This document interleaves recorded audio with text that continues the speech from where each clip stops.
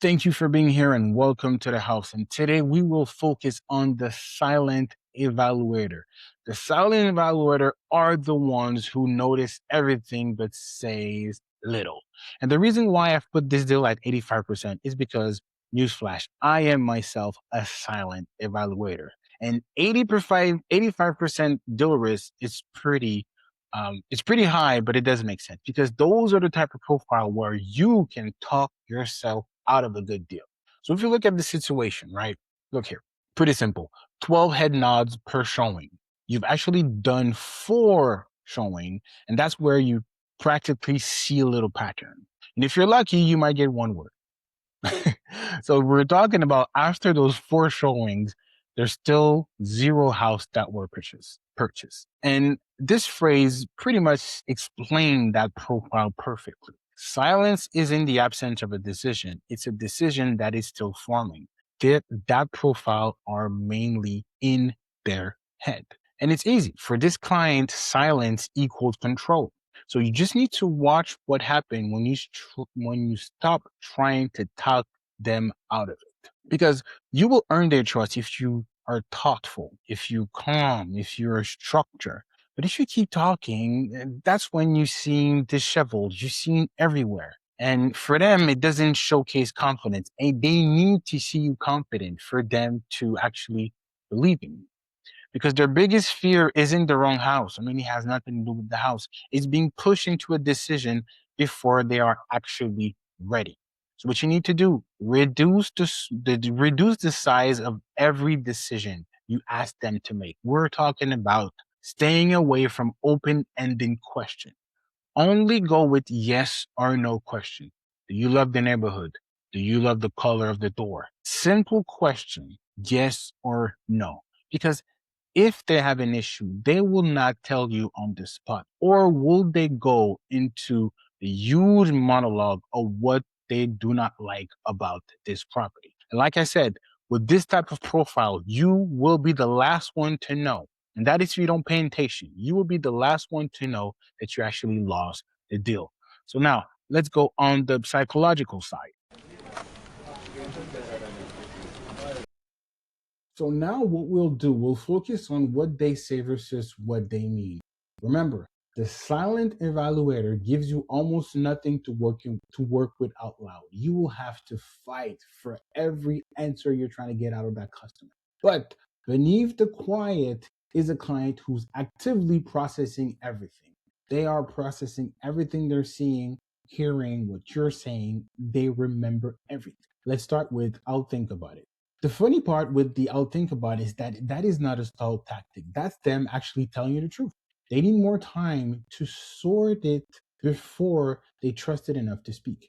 I want to make sure that I understand everything that just happened before we start having full blown conversation. Like I've mentioned before, that's why you have to focus on yes or no question. Do not fall for the open ended question. The next one, it's fine. The it's fine is doing a lot of work here. Like it can mean a lot of things. But in this situation, it's just that they don't feel safe enough. They don't feel safe enough to say what they actually think. Again, it goes back to quiet moment equals data collection. They need time. Do not rush the process. But the next one might be, in my opinion, the most important one, because this is where most people fail. You will understand what I'm saying. This is actually a test. They're watching whether you'll fill the quiet with pressure or just give them room. And how do you fill the quiet with pressure is actually asking for more information. Not much to add right now. What do you mean? What else do you need? You see, now you're doing too much. If there's nothing to add right now, there's simply nothing to add right now. And if we go to the last one, yet it is still very important, it's the I'll let you know. And the I'll let you know could be detrimental to you closing the deal, because this is actually a reaction that doesn't count, right? It's basically whatever they were feeling today, they want to make sure that tomorrow they'll feel the same way. Because if that's the case, that's how they actually feel. So, in all honesty, they will let you know. And oftentimes, what's the problem when someone tells you, I'll let you know, right? Okay.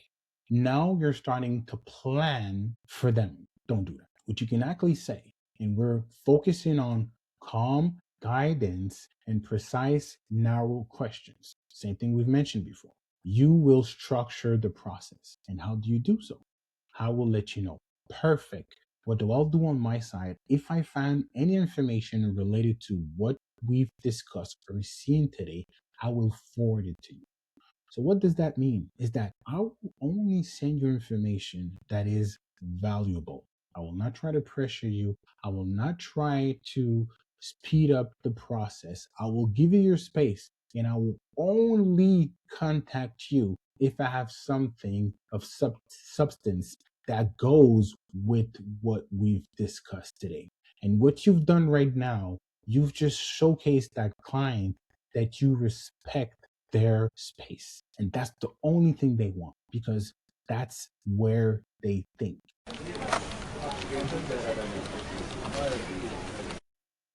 So now we're going to focus on how they sabotage themselves. Because being a silent evaluator is not passive, right? I mean, it does have consequences. And the reason why we want to talk about it is because if you can see those behavior, you might be able to act upon it a little bit earlier to prevent any long-term damage to the deal or to the process that you have. So we'll just go over them quickly at first. So withholding useful feedback, right? Confuses silence with control. Like protection becomes isolation. Waits too long to raise any concern. Right now, it doesn't mean much, but in the long run, small doubts becomes deal breaker. And this is for you, right? Reads colder than they actually feel. And this can actually affect your confidence. And this is the last thing we need because if we lose our own confidence, we are losing this client. If we go back to the top, withhold useful information. If they never tell you what registered, you're actually adjusting the search blind. And that's where, like we've mentioned before, asking the right question comes in play because they'll feel like maybe they didn't say much, but you understood them. And how you understood them was by asking the right question. And those are not open-ended questions. We're looking at yes or no question, multiple choice questions. Keep it simple. The next thing is they think that staying quiet protects them, but it actually leaves them alone with their decision. So in that case, what you need to do, you just need to be present without being present. What does that mean? If you have any concern, don't forget that I'm one call away. You can text me, you can email me.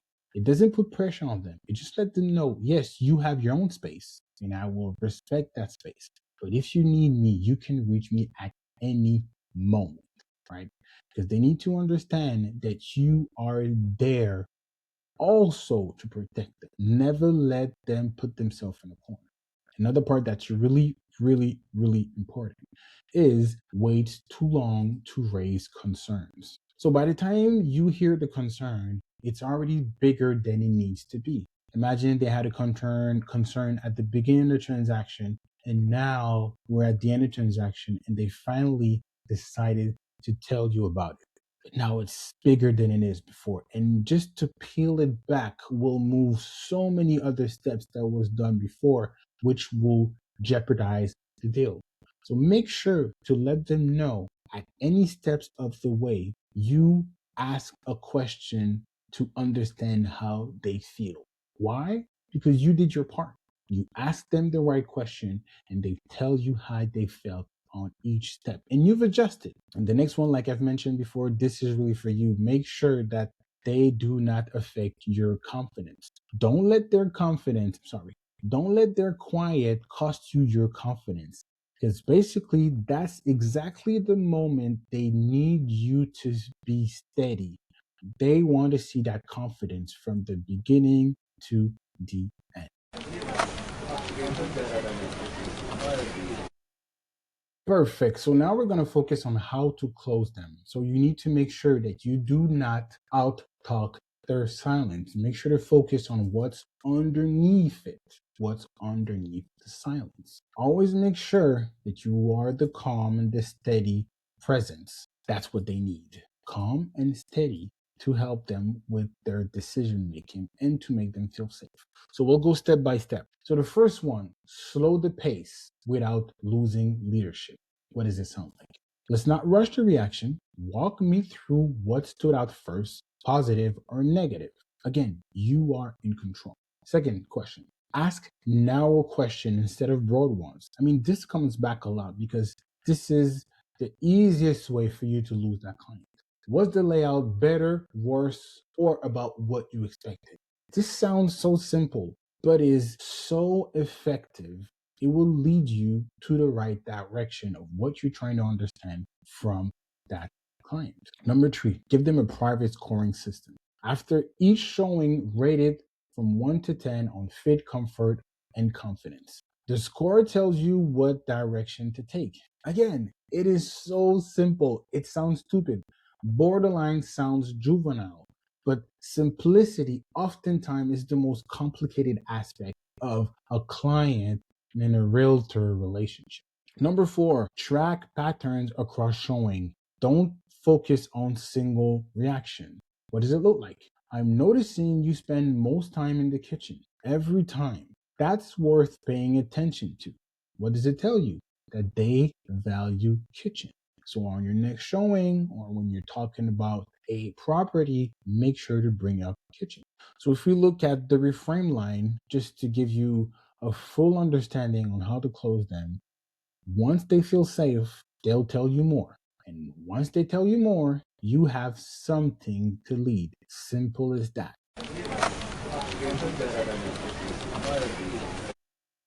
So as for the last part, we are going to focus on the scripts, right? And we're just simply going to break it down one by one. I mean, there's plenty of options, but we're going to focus on, five of them. So you don't need to decide right now. I only want you to understand what felt clear and what felt uncertain. So this actually remove the pressure, right? So there's nothing to brace again, and that's why they'll actually answer that one, right? Because it's not a trick question. It's just, let's just focus on what's clear and what's uncertain. And for them, this is 100% what's going on in their head. They're trying to figure out what's clear and what's uncertain. So, like I said, remove the pressure and it's inviting honest feedback. Yes, that is a great point. It is inviting honest feedback. You are having a conversation. The second one, was this closer to what you want or did it confirm what you don't want? And for that, that's another reframe that I really love because there's no wrong answer built into this question. Both direction will tell you something useful, right? And either way, you learn something you can act on. And those are the type of questions that I want you to formulate, to remember, and to ask your client because you will always be left with something that will help you down the line. Question three, I noticed you go quiet when we reached the basement. Was there something worth a second look? Now, what you're telling them that you are paying attention to whatever they're doing. You're not accusing them, you're paying attention. And there's a difference between attention and an accusation. That's a big difference. And especially worth noting that those type of clients, the silent evaluator, hate feeling watched because they know how they make people feel, right? So if they feel like you're just watching them, not doing anything constructive, they will hate it. So, like I said, you're not demanding a confession. You're saying, hey, I saw that. I assumed this. Does it make sense? Yes or no? It does? Perfect. You take note, you move on. It doesn't make sense? Perfect. You take note and you move on as well. If we focus on the fourth question, give me your first impression in one word. This is a heaven sent word. Give me your first impression in one word. One word, because absolutely nothing to give. It's actually one of the most honest thing that they can give you instead of going in through a full paragraph. One word. One word. I love it. I don't love it. I want this house. I don't want this house. Simple like that. And the last question is I'll narrow the next set based on what you react to. not what you force yourself to explain. Again, this is showing that you are studying your client. That's borderline even funny, right? Because they know they don't react. Like I've mentioned before, they know themselves. They know themselves. So basically, if I'm reacting in that situation, it means that I really love the house, or there's something positive or negative going. But whatever it is, you will adjust. So if we have to think about the final takeaway of this, the silent evaluator isn't silent because they have nothing to say. They're silent because they're still deciding what deserves to be said. This is chef kiss. Let me just say it again. The silent evaluator isn't silent because they have nothing to say. They're silent because they're still deciding what deserves to be said. Look, we've done 4 sessions. Well, there was 4 points in this presentation, and this is the most important takeaway. So if you want to go over this document, just go to the scripts, click on the final takeaway. There you go. You understand everything. That's pretty much it. So if we do a quick recap about the one who noticed everything but says little, how do they sabotage themselves? They withhold useful feedback. They confuse silent with control. They wait too long to raise concern, and they read colder than they actually are. And how do you close them? Slow the pace. Keep the leadership. Ask narrow, not broad questions. Give them a private scoring system and track pattern across showing. Because remember something about this silent evaluator. I am a silent evaluator. You can talk yourself out of a great relationship and out of a great deal. So if there's anything to remember off this, other than this line right here, is to how to close them. Make sure that you remember how to close them and never forget those 4 points. For me, the most important one will be slowing the pace, asking our question, and track patterns. That's what I will say. Again, thank you guys for being here. I mean, we've been through the profile number 1, the silent evaluator, the one who noticed everything but says little. See you next time for profile number 2.